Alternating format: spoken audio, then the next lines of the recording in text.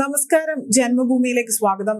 മാധ്യമ പ്രവർത്തകർ സ്വാതി മാലിവാളിനെ മർദ്ദിച്ച സംഭവത്തെക്കുറിച്ച് ചോദിച്ചപ്പോൾ വാർത്താ സമ്മേളനത്തിൽ മൈക്ക് മുന്നിൽ നിന്ന് മാറ്റിവെച്ച് മൗനം പാലിച്ച് അരവിന്ദ് കെജ്രിവാൾ. അദ്ദേഹത്തിന്റെ ശരീരഭാഷ ആകെ അസ്വസ്ഥത ഉളവാക്കുന്നതായിരുന്നു.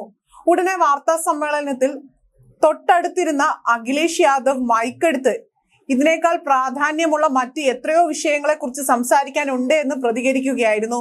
കഴിഞ്ഞ ദിവസം അരവിന്ദ് കെജ്രിവാളിന്റെ വസതിയായ ഗ്രീഷ് മഹലിൽ എത്തിയ ആം ആദ്മി MP ആയ സ്വാതി മാലിവാളിനെ കേജ്രിവാളിന്റെ അനുയായിയായ ബിഭവ് കുമാർ മർദ്ദിക്കുകയായിരുന്നു. കേജ്രിവാളിനെ കാണണമെന്ന് ശബ്ദമുയർത്തിയ സ്വാതി മാലിവാളിനെ തല്ലുകയായിരുന്നു ബിഭവ് കുമാർ. കേജ്രിവാളിന് നിർദ്ദേശപ്രകാരമാണ് മർദ്ദിച്ചതെന്നും ആരോപണമുണ്ട്.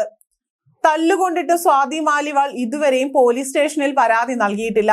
ഡൽഹി വനിതാ കമ്മീഷൻ മുൻ അധ്യക്ഷയായ സ്വാതി മാലിവാൾ പിന്നീട് കേജ്രിവാളിന്റെ പാർട്ടിയിൽ ചേരുകയും രാജ്യസഭ MP ആയി തിരഞ്ഞെടുക്കപ്പെടുകയുമായിരുന്നു.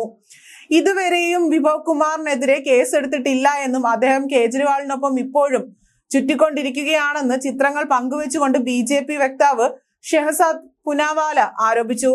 കേജ്രിവാളിന്റെ നാമനിർദ്ദേശപ്രകാരം തന്നെയാണ് സ്വാതി മാലിവാളിനെ തല്ലിയത്.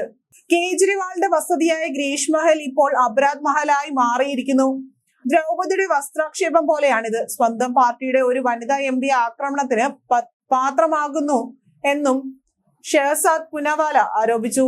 ഇപ്പോൾ അവരോട് നിശബ്ദതയായിരിക്കാൻ ആവശ്യപ്പെടുകയാണ്. ആപ് നേതാക്കളായ നിതിൻ ത്യാഗിയുടെയും നവീൻ ജയ് ഹിന്ദിന്റെയും നിർബന്ധത്തിന് വഴങ്ങി സ്വാതി മാലിവാൾ പോലീസിൽ പോലും പരാതിപ്പെടാതിരിക്കുകയാണ് എന്നും ഷെഹസാദ് പുൻവാല പറഞ്ഞു.